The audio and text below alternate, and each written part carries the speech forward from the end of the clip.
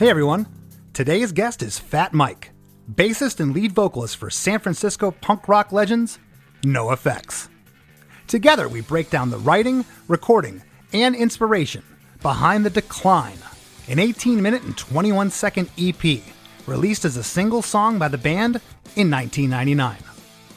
Mike wears his heart on his sleeve and lays it all out there with this epic track. The song has aged brilliantly, and dare I say the lyrics are more poignant now than ever. Mike flawlessly combined his love for punk rock, the theater, musicals, and his ever so witty social commentary into one brilliant piece of music.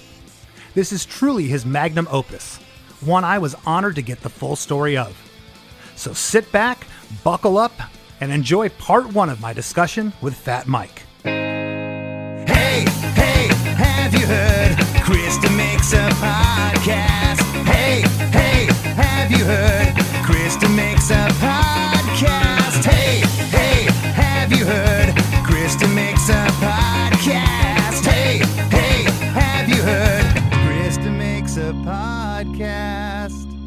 Mike, how are you? Hello. You are our first repeat offender on the show. You're back. Yeah. And I decided to go for the jugular. I'm not going to give some long-winded intro here. Everyone knows who the hell you are. And, you know, I want to get the fanboy out of the way off the top. In going back and listening to this track, I don't know how one of my favorite bands went from, you know, it's not a bad record, not trying to, you know, put it down. How you went from S&M Airlines in 1989 to 10 years later, how the band, how you as a songwriter evolved into putting The Decline together. Remember, this is before computers, before voice memos. Like, how the heck did you piece this monster together? It's incredible, Mike. Thank you. First of all, we're the most improved band. You are. It's unarguable. You know, since our first 7 inches in 85 and 86. It's unreal. I remember hearing this in 99, and I was blown away. I could not believe, you know, a couple things. The song was recorded in June of 99. It was released on November 23rd of 99. It was produced by Mike and Ryan Green. The trombone on the track was played by an old friend, Lars from Skank and Pickle. This record was between 1997, So Long and Thanks for All the Shoes, and Pump Up the Volume in 2000. That was maybe our best era. Even though I think Wolves and Wolves Clothing is our best album. I love that record. That's one of my favorite records you guys have ever done. 2016, something really cool. This blew my mind, but it didn't surprise me. An orchestral arrangement was recorded by Baz and his orchestra, and then in 2019, they joined you guys at Red Rocks to record a live version of it, which you can find it online. It's just, it's incredible. It's like goosebumps galore watching that thing, how that came together. I don't know how you put that together. Well, thank you. And, you know, that night was very special. Brian Baker said to me, "Are you done? Are you done?" Well, where else do you go? And let me just jump in there. Oh, like, yeah, I go places. But also what's important is Decline. The first time I saw Baz do it, because I didn't know about it when he did the 50-piece orchestra, you know, I cried, and I wish I had relatives alive or parents to like show them. Yeah. I was so moved by it. And then, you know, I flew him out to the US and said, you gotta work with me. And then we did that, which was different because it was all new parts. It wasn't just mimicking the song. It was new parts written. And also what people don't know or believe is we practiced, well, not together, but on our own. And all guitars and drums and everything and the orchestra was live. My vocals, I redid some stuff because I was fucking on drugs, and it was dead birds, elevation, fucks with your vocals, but everything was played fucking. I can't believe how well we played that song.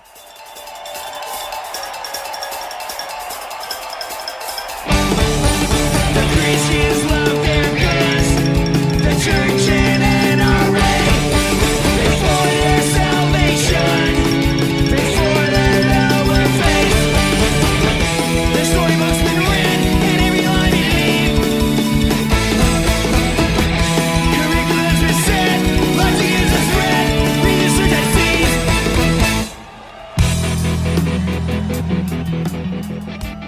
and you had some years to practice it by that point, not taking anything away from the band. But, when we get into talking about this recording, again, this is before Pro Tools. It's before editing, voice memo on your phone, how you put this together. And I got to ask you, why an 18-minute plus song? I mean, punks hated the hippies for their 20-minute jams and extended guitar solos. Even the metal bands, Maiden, Rime of the Ancient Mariner, 13 and a half minutes. And how did you think, I'm going to pull this off successfully? If someone came up to me today, tomorrow, and said, where do I start with NOFX? Prior to me taking a deep dive into this song, I probably would have went with a bunch of different tracks or check out this album. This is your opus, man. You got to be so proud of this song. This has everything. I think it's the best NOFX piece for sure. And it took me 6 months to write. How did you decide what was the start of the song? And how did you sit there as a song? There's so many killer parts in this tune. I'm sitting here going, how didn't he make that into a song? How didn't he make that part into a song? Well, I mean, the point is to not have any bad parts. They all have to be great, and to not repeat. And I didn't know that it was a symphony until Baz said, no, this is what it is. You don't repeat anything. But you bring back a couple things here and there. And that's why you can write symphonies. While they're long, it's still interesting. Mm-hmm. And you don't get bored in this song. And it's really fun to play. And it was leftovers, but not just leftovers. Like I thought, you probably do this too. We put down riffs and melodies, onto a cassette player. And then when you get enough of them, you try to make songs out of them. And I thought all these riffs were songs, but I just said, no, I want to do this because the Subhumans did Cradle to the Grave. That's why ours is 18 minutes and theirs is 16 minutes. And no disrespect to Subhumans. God love them. Dick's awesome. This is a different beast. And no, but back then in fucking 82. Oh yeah. People do not think that the Subhumans were the biggest influence on NOFX. And they're not. They were the second biggest. It was RKL. Yeah, I was going to say RKL. I know that. RKL and Subhumans. But we listened to Subhumans every day. All the records. They were the most, besides RKL, the most progressive band, best lyrics, and the best. So, yeah, we wanted to model ourselves after Subhumans. And we used to do Subhuman songs live. We used to do Rudimentary Peni songs live. That was our jam, except we weren't that good. It took us like 20 years. What did the band think when you told them, I have this grandiose, ambitious idea, this song? And a two-part question. And when is enough enough? Did you just want to get past the Subhumans length? Is that what it was? Like, no, Cradle to the Grave meant so much to us. It meant so much to me. I wanted to make a song that touched people and was more than, we don't have a lot of funny songs, but more than just a good song. It was my essay on society. I've kind of went backwards in a sense. Like, I didn't know as much about you when this song came out and how much you were into theater. I mean, you've always had a love for theater, Rocky Horror Picture Show tunes, even writing your own production. Home Street Home. Don't dream it, be it. I got there. You go. Yeah, your own production, Home Street Home. And this track, The Decline, is like a mini punk rock opera with a socio-political narrative. It's the song that I would send people to if you want to check out NOFX, this is the one. And I said it earlier, this is your opus, which I thought I knew what that meant, but opus is a set of compositions by an artist or composer on a very large scale. And in this sense, is it? Oh yeah, that's what it's. That's what it says. I was thinking coda. And I learned a rock opera is different from a musical. In a musical, they will talk, but a rock opera, they will just have music. That's why I wrote a musical. Actually, in Home Street Home, there's 12 minutes to go by without a song. You let the drama take over. Right. In opera, you can't really do that. You can't. I am cutting myself. You can't sing that. This came out in 99. You said 6 months it took you to write it. When did you start writing it? Because I look back at your touring schedule, Mike. You were on the 98 Warped Tour. I was out there with you guys. You were touring. You guys were machines back then. You were on the road. Fat Records was blowing up. When did you have time? And how did you construct this? I tried to go by the Stephen King rule of thumb, which is try to write something every day. And if you write a riff with a melody or just a cool riff, that's enough. So when you come back from a tour, you have all kinds of shit on your cassette player, and you play them, and it's some are like, oh, I don't know if this should be a song, but Decline was where I could put all my fucking riffs in one song, just make them the same key, and it was super hard to concentrate. Mm-hmm. And the band didn't know it at all, and it was recorded 16 parts. Well, okay. So I broke this down into 6 parts. I call them each passages here, and I kind of have an idea. There were 16. There were 16. Okay. Well, I broke it into 6 for myself when I analyzed it, but there are parts in here where I went, okay, that's a song. That's where the band stopped. They did a crossfade here, and here's where the next piece started. So the band has to be sitting there going, what is this mad scientist cooking up? Because there was no 18-minute demo for them to look at or to listen to. I don't want to diss my band, but it was more of a me and Smelly thing. And Hefe played a lead on it. But you can't teach a band an 18-minute song as complicated as Decline. It's a waste of time. When we started doing it live, which we never thought we'd ever do it live, everybody learned it. And it was so cool because the first time we ever played the song together, we kind of nailed it. And when was that? Do you remember, like, roughly what year? Maybe 2008, 2010, 2006. It was way after the record came out. We didn't want to do it. And then it was just like, let's do it. It'll be challenging. And it's so fun to play. I bet it is. One of the best times I ever saw you play it was just because of the fact that Dallas? This is why I love you. Dallas? Yeah. Yes. And this is why I love your band, because you were hammered and you're just like, out of nowhere, let's play a Decline. And if you could see the look on Smelly's face, okay, he wanted to kill you. Well, and you guys, Kevin Lyman said, show's over because there was a storm. Yeah. Kevin Lyman said, you have one more song. And I said, we're doing Decline. We've already played 28 minutes. Now we're going to play an 18-minute song when our set's over in 2 minutes. Okay.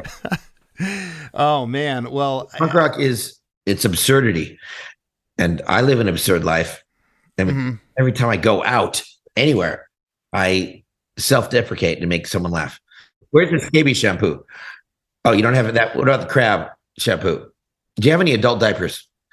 And I love making people laugh and brightening up people's days. Well, you certainly do both. And, the thing about this track, again, it's, for me, where do you begin? Like you said, you had these riffs, and where did you just say, hey, this is how I want to start the song? Because how this thing opens and where it goes, it takes you on an 18-minute ride. It does not get boring.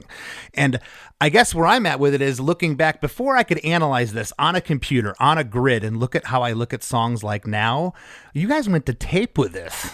This wasn't Pro Tooled and fixed. Am I correct? Yeah, no Pro Tool. Yeah, this was all to tape. So this had to be, I'm dumbfounded at how you put it together, number one. Number two, you do not give yourself credit for the bass player you are, for the parts that you come up with. There's bass playing on this that's just, it rivals anybody that I listen to in the genre and outside of the genre. It's fantastic. It's funny because Bass Player Magazine did a piece on me, how to play this bass riff. And they said you do it with your fingers. I'm like, you could have called me and asked how you actually play it, and no, I think there's so many great bass players, but I think that one riff before the Christians Love Their Guns. Mm-hmm. Yeah. I invented that style, that triplet of upstrokes. Mm-hmm. That's it's like a circle. It's difficult to play. It's because I wasn't taught bass and I use upstrokes.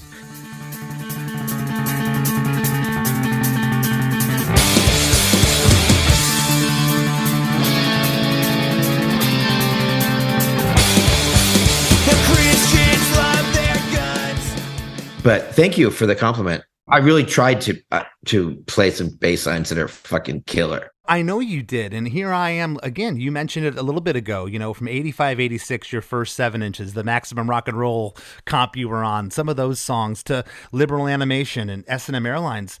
to where you went. I mean, guys like you in '86, it was a dime a dozen in punk rock bands. Out of tune, out of time, sarcastic, snotty. The vocals. We had to be sarcastic and snotty because we were so mediocre. Right. It's just mediocre is a compliment. Yeah. But where the band, and I know Hefe was a big component. I know he was. He's a great singer, and I know when he came in on White Trash 2 Hebes that the band was elevated. But you in particular, as a writer, I mean, this song, okay, there's every influence that I've ever heard you mention. I hear 70s soft rock. I hear the Beatles in here. I hear Maiden. I even hear Tool, the bass playing style of Tool at one part. And Manilow.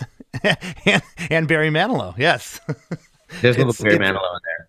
It's all here. The song is 18 minutes and 21 seconds. And Mike, from the start here to 3 minutes and 8 seconds, I'm calling this passage 1.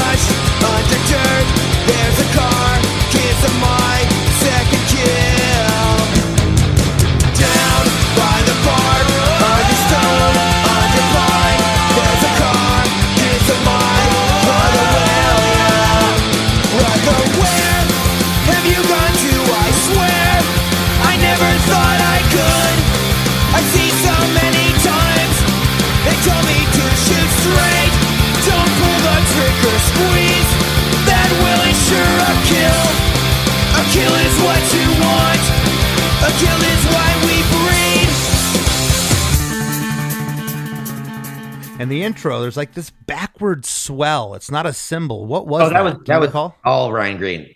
He produced the shit out of that. He did a great job on this album. But the lyrics for first passage, Amber Waves of Grain, which comes from America the Beautiful or some shit like that. Yeah. That's where I was coming from. Like in America, it's unbelievable how uneducated Americans are. It's just unbelievable. And that's where I wanted to start, because the whole song is about how ignorant and uncaring Americans are. I feel like you could have wrote this today and it would have just as much or more meaning and significance than it did in 99. Reading through these lyrics, it's like, wow, this is all still happening.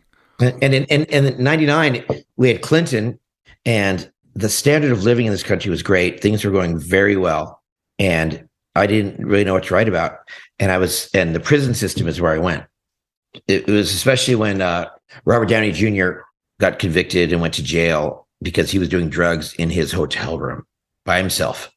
That just destroyed me. Like, you're not allowed to do drugs by yourself. You're not hurting anyone. And a judge can decide to put you in jail for 6 months. And you know how our prison system, we have more criminals in the prisons. It's just money. And Sure. I'm getting off the song for a second, but you know, no. War on Drugs started in 1932 by this guy, Harry Anslinger, who worked for the DEA. And once prohibition was done, he made heroin and cocaine illegal. And they arrested 20,000 doctors in one day. And the doctors, okay, we won't prescribe heroin for World War I vets who need it. And they're not junkies, they all have jobs, but they just America decided that. And then we made every other country in the world make drugs illegal. And the prison system, it just goes after Black people.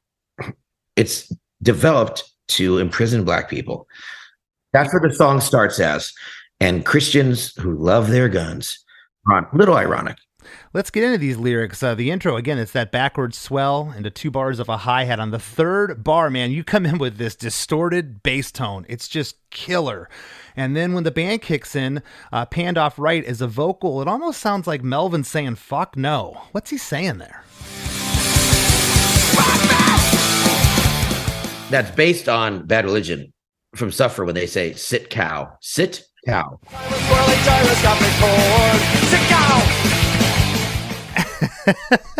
I always thought that Greg was saying sick cow there. Yeah, okay. Band rocks out for about 8.5, 9 bars. It's strange. It comes in fucking tight as fuck. Oh, insanely tight. Insanely tight. And then after those 8.5, like 9 bars, it's hard to count with those odd time signatures that Smelly's thrown in there. But then the vocals come in. Where are all the stupid people from, and how'd they get to be so dumb? Harmony on Be So Dumb. Bred on Purple Mountain Range. Feed amber waves of grains to lesser human beings. To lesser human beings, which is animals. Ah, okay. Okay. And this is the classic, they call it the forbidden beat, the fast punk rock beat happening here. Then it's followed by a 12-bar instrumental section with a loud octave panned off left. And on bar 9, Melvin again, blame it on, he says. And then the next section is human nature, man's destiny. Blame it on human nature. Yeah. Blame it on human nature, man's destiny. Blame it on the greediocracy, fear of God, the fear of change, the fear of truth.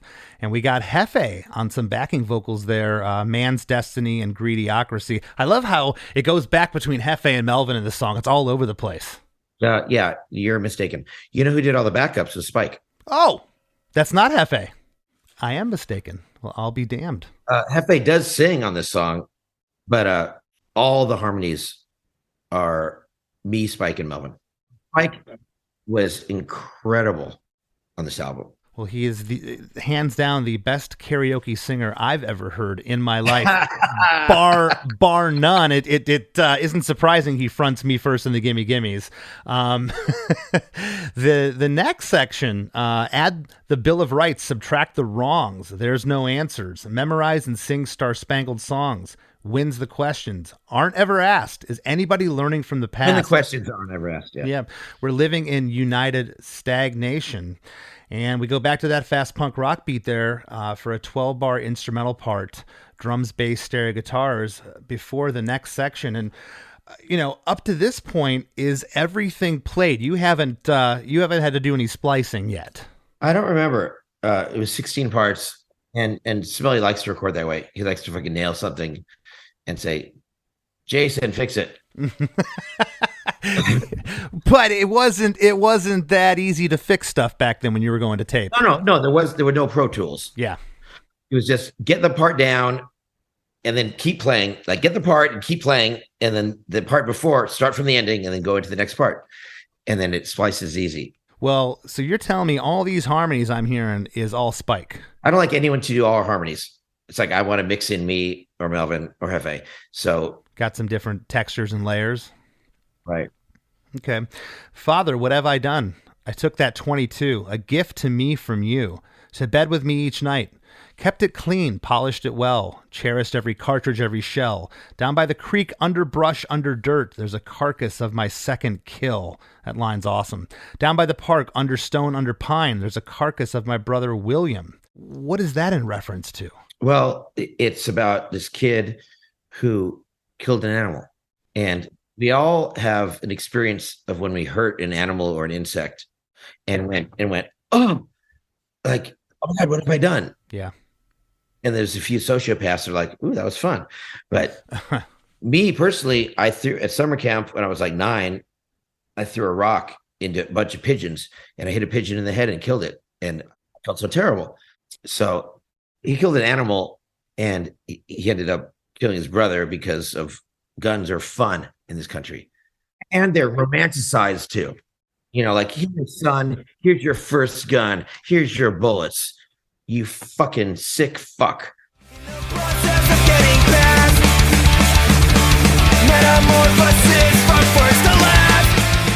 Hey everybody, don't go anywhere. We got lots more coming up with Fat Mike after a few words from our sponsors.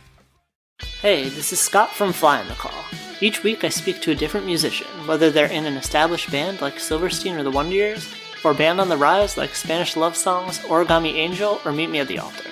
We discuss music and lyrics, the successes and challenges of being in a band, and more, as we get to the core of each artist.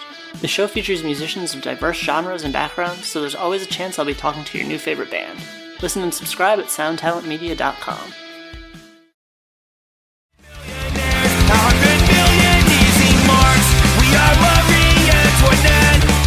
And now, back to the show. The line, there's a carcass of my second killer, is a great pulled back tom fill. It only happens once in the 18 minutes. It's just locked. It's so good. Second kill, down by the park, under stone, under pine, there's a car, kids of mine, brother William. And then there's these really great whoa-ohs with harmonies on the last two lines, the Brother William line, and there's harmonies on the lead vocal too. That whole part. They're some of the best harmonies on the song. It's symphonic. It's beautiful. And that was some real singing there. Again, there was no touch in this up and auto-tune. That's why we got Spike.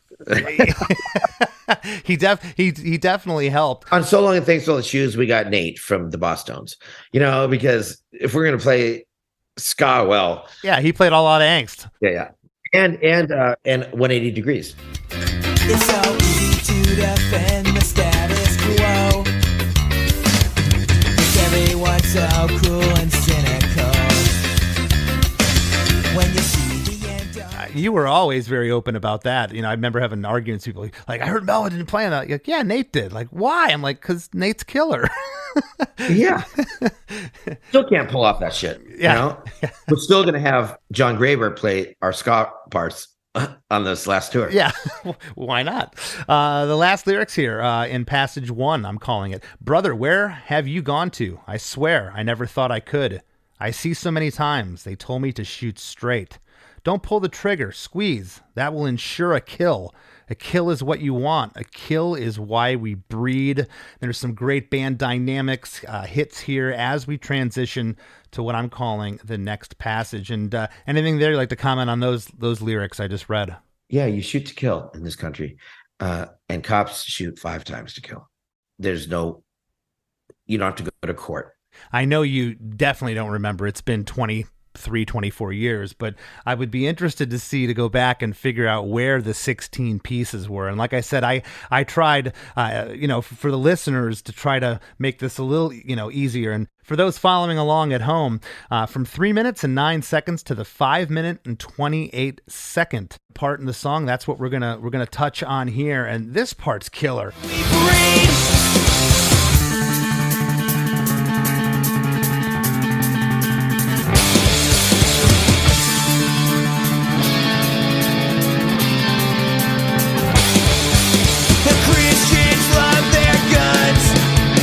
Church and NRA pray for their salvations, pray on the lower face. The storybooks been read and every line believed.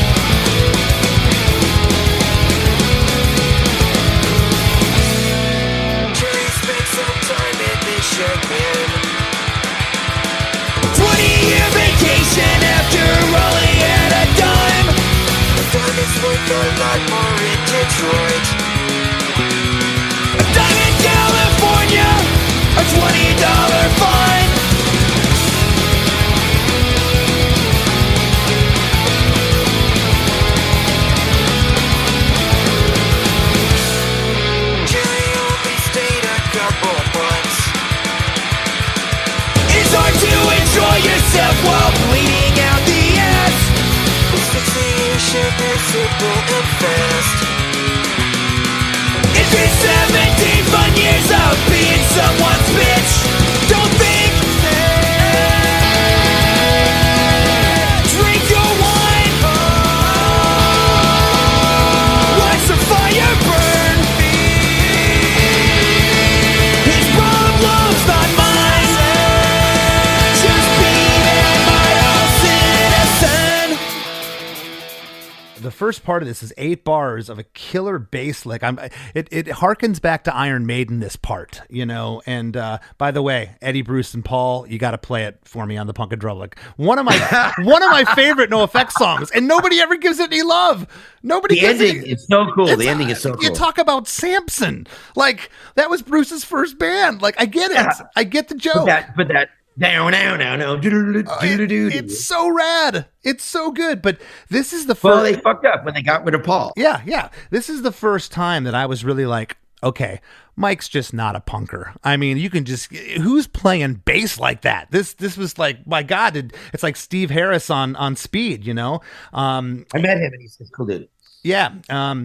The kick drum is here at the top. The band comes in halfway through, and there's an octave guitar off right for the second half. It's the fast punk beat here with a closed hi-hat. It's the other thing here, Mike, the dynamics. Yeah, this beat's just as fast as maybe the other part we came out of, but the hi-hat's closed now. It's not open. It's very tight on this next section. This is the Christians love their guns, the church and NRA. Pray for their salvations. Pray on the lower face. That harmony on NRA it's awesome. Their guns, the church and NRA. The lower faiths, the ones who believe in a different God. Mm-hmm. Sorry to tell you people, but they're all made up characters, you fucking morons. The storybook's been read and every line believed. That's the Bible, by the way. Yeah. Curriculum's been set. Logic is a threat. Reason searched and seized. Logic is a threat. That says it all. Oh, these are alternative facts. And logic, like, when did logic become a fucking crime? It's so ridiculous. As you're sitting here explaining the lyrics to me, I'm still trying to wrap my head around, like, how did you put him in the order you put him in? You know, I don't even know if you can answer that. I'm just sitting here going, why wasn't this the last verse? Why was this here? I take songwriting so seriously, and I spend hours and hours and hours figuring it out. It's a fucking crossword puzzle. It really is. And this part, Mike, where you go, the storybook's been read, the whole progression and bass lick changes. It's up a whole step for this part. It's so neat. The storybook's been read and every line believed. Called a modulation, Chris. Right. How'd you know that? Manilow, because Barry Manilow. There you go. Manilow and Neil Diamond were the half-step kings, but we're up a whole step in this one. Good point. Nice catch. Yep. This part is really cool. After Reason Search and Sees, the band stops completely, and we get into what I'm calling the 16 bars of the Beatles part. It's such a cool relief in the song, Mike. Hi-hat, toms, snare drum with no snare, it sounds like here. I like that progression, too. It's like E to E7 to A minor, something like that.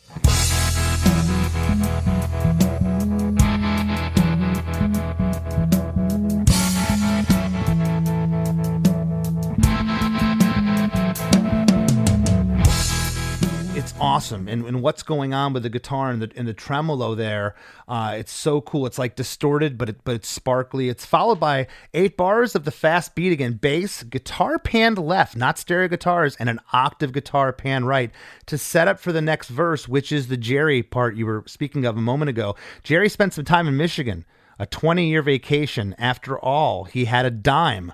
A dime is worth a lot more in Detroit. A dime in California, a $20 fine. That's obvious enough, right? It's extremely obvious. Yeah, I don't have to ask you, but it's... Dude, Ron from the Stooges, he did 2 years in prison for having a joint.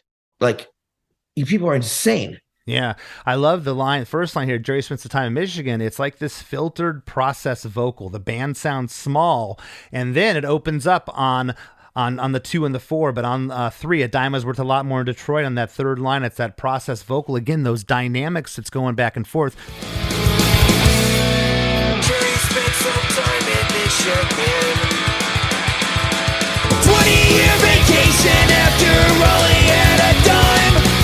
Diamonds worth a lot more in Detroit. A dime in California, a $20 fine. Was some of that stuff done in the mix, Mike, or did you record it like that? No, that was all. That was Ryan's idea. It's killer. Another 8-bar musical section follows. The same part before the vocals start, the Jerry part. That same 8-bar fast beat with the octave thing comes in. And then it flip-flops again here between the processed and the non-processed. Jerry only stayed a couple months. It's hard to enjoy yourself while bleeding out the ass. Asphyxiation is simple and fast. It beats 17 fun years of being someone's bitch. I think I know what you're talking about there. Yeah, what would you do? You may want to kill yourself. And this next part is, man, this is Goosebumps Central. Don't think, stay, drink your wine. That's the best part of the song, Chris. The harmonies and everything. Unreal. Don't think,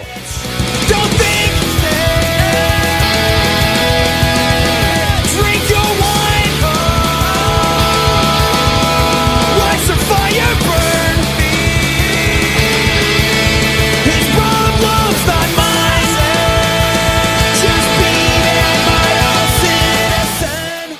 And you get the holdout, killer harmonies on Stay, Home, Be Safe, on all of those call and responses there. So don't think, stay, drink your wine, home, watch the fire burn, be, his problems not mine. And man, Mike, on mine, I'm assuming that's Spike going, my-ine. His problems not mine.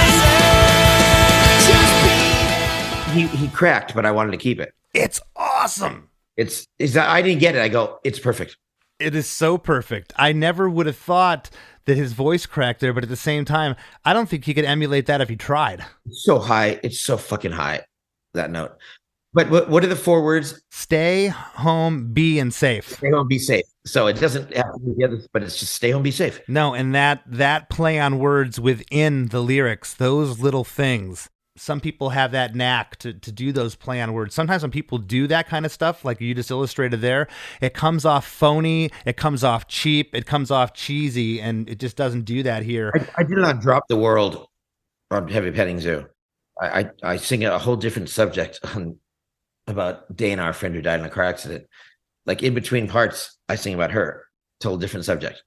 I'm so stoked that you pay this much attention to the song, Chris. It's just like it gives warm feeling.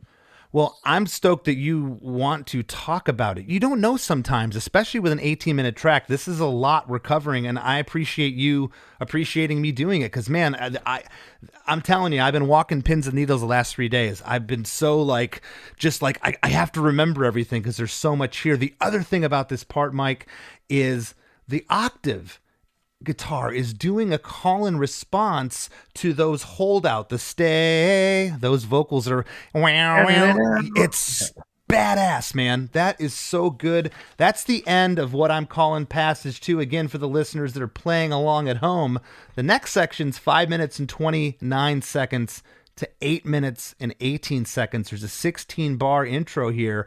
The first 8 bars, it's this killer guitar riff and sporadic hits from the band. Then it's 8 bars of drums, bass, stereo guitars, super fast punk.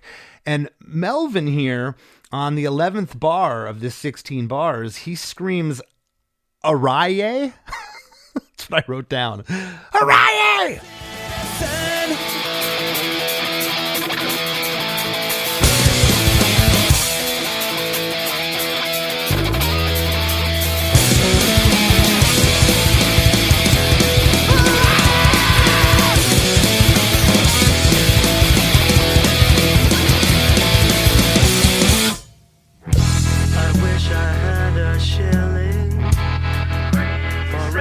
Senseless killing. I'd buy a government. America's for sale, and you can get a good deal on it, and make a healthy profit. Or maybe tear it apart. Start with assumption that a million people are smart.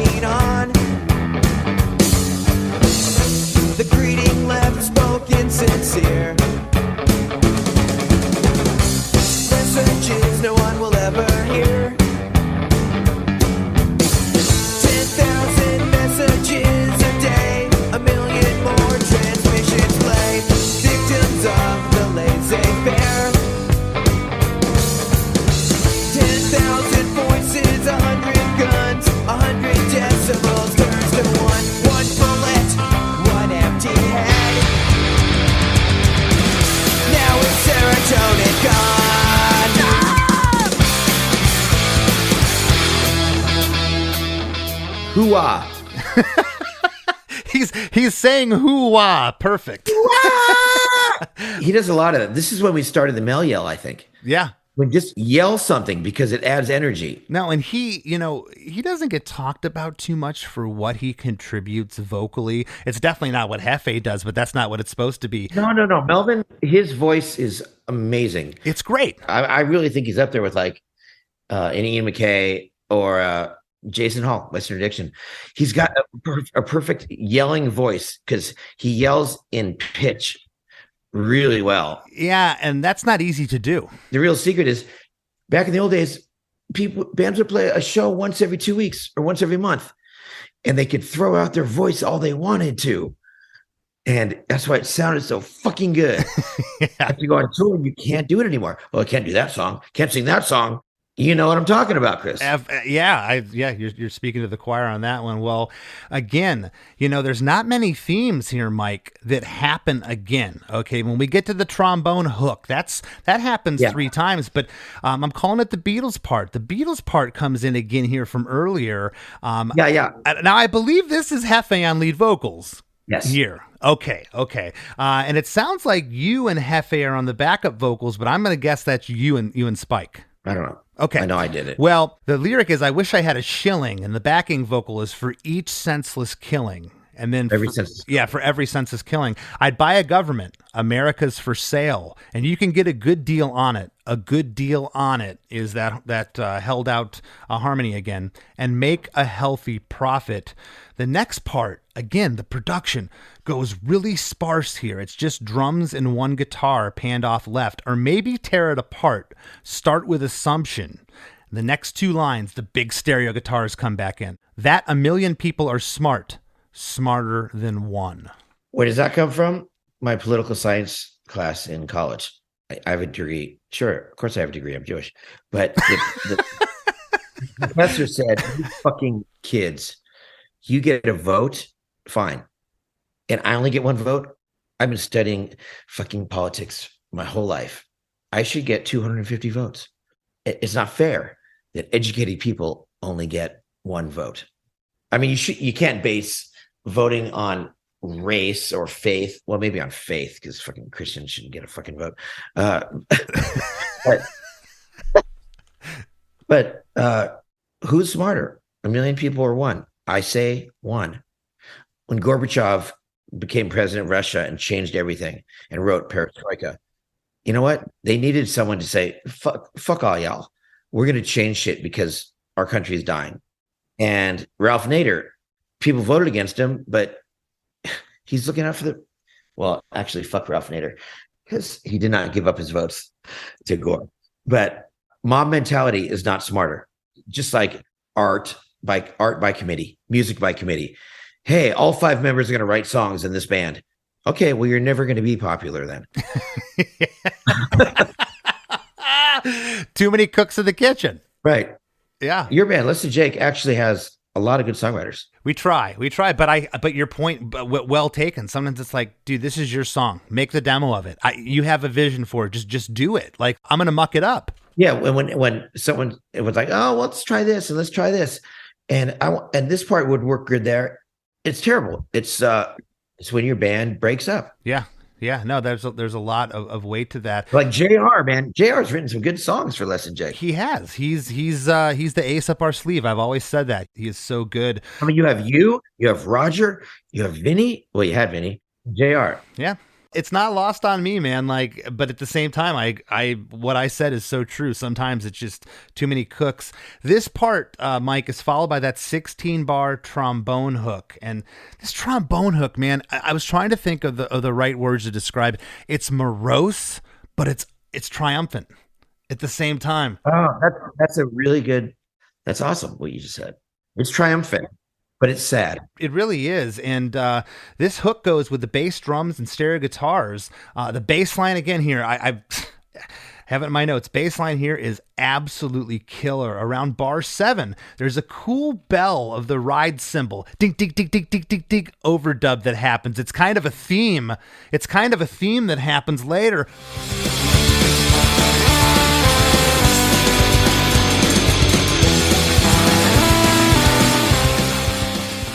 I played that. Did you? I played it while Camille was playing drums. It sounds urgent. It's awesome. I got that from a band called The Offenders from Texas, a hardcore band. And their drummer did that. And it always stuck with me. It's so cool. And again, it's one of those things where you can hear it's an overdub, but it's great. This part is followed by a musical interlude with drums, bass, stereo guitars, an octave guitar panned right, and an awesome blown out. What is this guitar that comes in here? Is it a baritone guitar?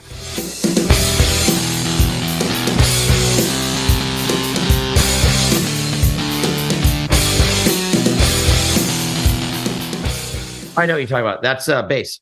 That's bass. That's bass chords. What did you run that through? I mean, I typically don't get into gear here too much on the show, but like, I don't know. We I think it was a Rat. It sounds massive, and it almost sounds out of time. Was that on purpose? No, it wasn't. But I switched from minor to major halfway through, which is a weird thing. Yeah, there's something in there. It's just it's very odd and strange, but so cool. That bass doing those chords is killer. And then we get into the next part, and the bass and filtered vocal only. The bass sounds really muffled here, almost like it's EQ'd flat. And the lyric is, "Serotonin's gone. She gave up, drifted away. Sarah fled, thought process gone. She left her answering machine on. The greeting left spoken sincere. Messages no one will ever hear." Who's Sarah? It's someone getting shot in the head at a protest. And your serotonin, you're shot in the head, serotonin's gone. Oh my gosh. Your thought process is gone because you're dead. And the message left was the sign they were holding. Okay. Well, this part has a closed hi-hat. The drums are almost doing kind of like what I would call a shuffle beat kind of, and you guys have implemented this feel in other songs. I love when Smelly goes to that beat. 10,000 messages a day, 1 million more transmissions play, victims of the laissez-faire. 10,000 messages a day, 1 million more transmissions lay, victims of the laissez-faire. 10,000 voices, 100 guns, 100 decibels turns to one bullet, one empty head, now with serotonin gone. Now I explain the story more. 10,000 voices, 100 guns, 100 fucking cops. And all the messages, one shot, serotonin's gone. Have you ever done this? Have you ever, and I'll do it sometimes, especially now, because Google's your friend. You're just like, oh, I want to know what the lyrics to whatever song was. And, I've heard this song hundreds of times, and I never got that. Sarah's fled and Sarah's gone. I don't know. Like, that just hit me, the way you laid that out. That's heavy. Yeah, the song's fucking heavy and direct, but poetic. Have you ever, as a songwriter, and I don't want to stray too far here, we're going to get back into the song here, but have you ever looked out? I know propaganda. I've heard Chris talk about this in interviews where, you'll just see like these dudes going crazy in the pit, and they're not hearing what you're saying lyrically. They're just there for the music. Does that bother you as the kind of writer you are with your lyrics and how you want it to speak to people? Not that people are there because they like the songs. And people are never going to understand my lyrics.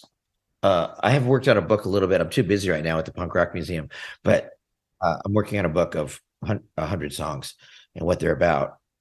And NOFX fans will enjoy this book. I wrote 2 pages on what Dying Degree is about. Like USA Hills, people have no idea what that's about, and they don't know what my songs are about. That's great, and I know people will. Being an artist, yeah, you can't be too direct. People will flock to get that book. Well, after the serotonin's gone part, you get a gone that's screamed. I believe that's Melvin. And then it's 4 bars of music with no vocals. And then we get into passage 4.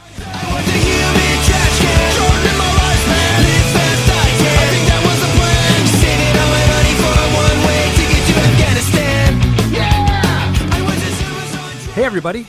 That's the end of part 1. But we'll be back next week with part 2 of our dive into the decline with Fat Mike. Coming next week in part 2 with Fat Mike. We entertain people. We pretend to be happy. This is great. And we bring pleasure to people.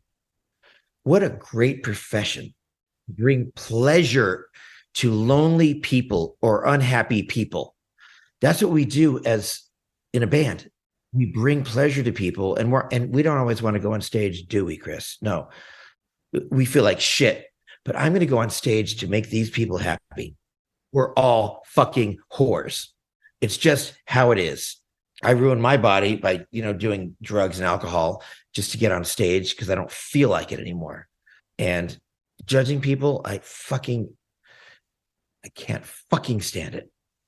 Hey, this is Dewey Halpus, host of Peer Pleasure on the Sound Talent Media Podcast Network. Join me each week as I explore another long-form conversation with one of your favorite musicians, actors, comedians, or creatives. From Chino Moreno of the Deftones, John Gorley of Portugal the Man, to Fat Mike from NOFX and Ian MacKaye from Fugazi and Minor Threat, we go all over the map. From Fall Out Boy to Slayer, Peer Pleasure has it all. Check us out now on Sound Talent Media. Ever wonder what a punch from Elton John feels like? Or how you'd cope with having turned down the chance to be in Nirvana? Or what signal Keith Richards gives when he wants you to get the hell out of his hotel room? Fans of Too Much Effing Perspective don't have to wonder, because they've heard these exact stories and a jillion others on our podcast. I'm Alex Hoffman, former tour manager for Radiohead. And I'm musician and comedy writer Alan Keller. On the TMEP show, we get guests like Nancy Wilson from Heart, Jeremiah Freites from the Lumineers, and Modern Family's Julie Bowen to tell us things they may have only shared with their therapist, clergy, or a TMZ stringer. So join us on Too Much Effing Perspective. That's EFFING Perspective. The only podcast you crank up to 11.